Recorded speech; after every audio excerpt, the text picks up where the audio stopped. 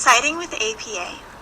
This is an introduction to the American Psychological Association formatting. We'll be following the 6th edition, second printing.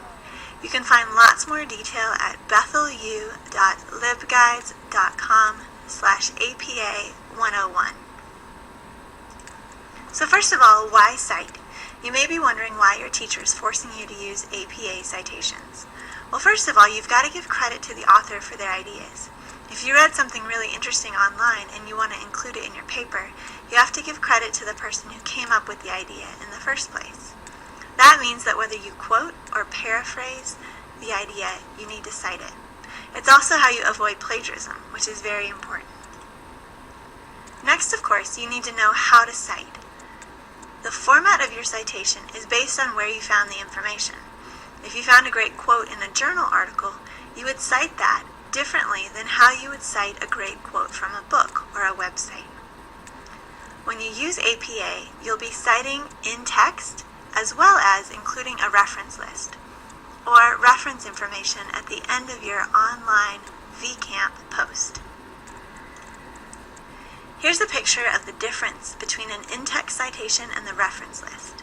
On the left, you can see a citation happens in the body of your paper or in text, and the reference list comes at the end and it's much longer.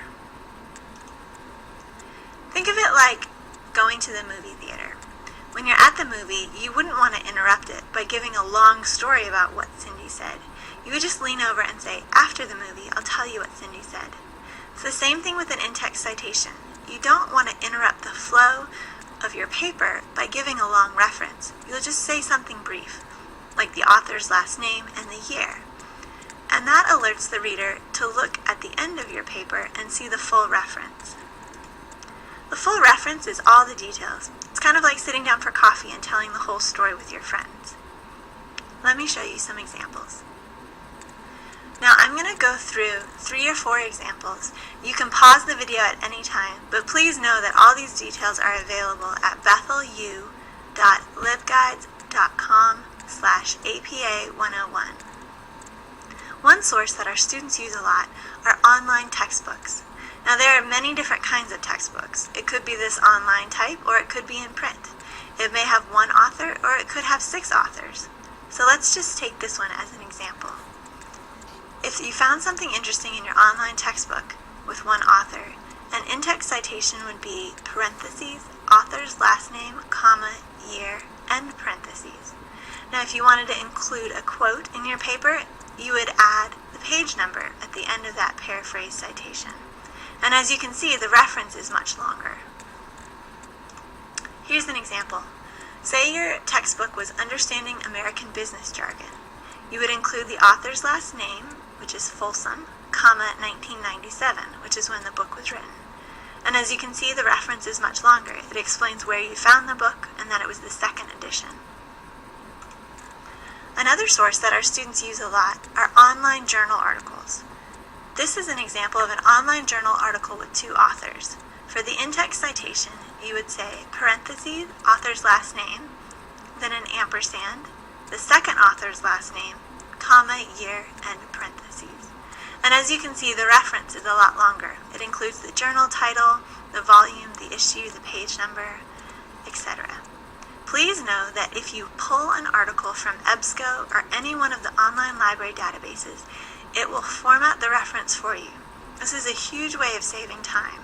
So just remember that if you find an article in EBSCO, you can cut and paste the reference as it is. You don't need to add the DOI or the retrieve from URL if it's not there. Here's one example of an online journal article with 2 authors. As you can see, for an in-text citation, it's parentheses, Blomquist and Giuliano, comma, 2012, end parentheses. And there's the reference detail below. Another source that comes up frequently are websites. For a website, you would use parentheses, author last name, comma, year, end parentheses. Now for the reference of a website, sometimes the author will be a personal name, like John Doe, or it could be a corporation. A lot of our students write papers on Miss Dean. It's a big cosmetics company in Thailand that's an assignment for one of the classes. For this website, the in-text citation would be the name of the corporate author. So it would be parentheses, Better Way, Thailand Company, comma, ND. ND stands for no date. That means that when you looked at the website, the copyright detail didn't say when it was last updated. So that's a brief introduction to APA. If you're wondering how to cite an interview or class material, or maybe you want to use a secondary citation or an image in your paper, please visit the library website at bethelu.libguides.com/APA101.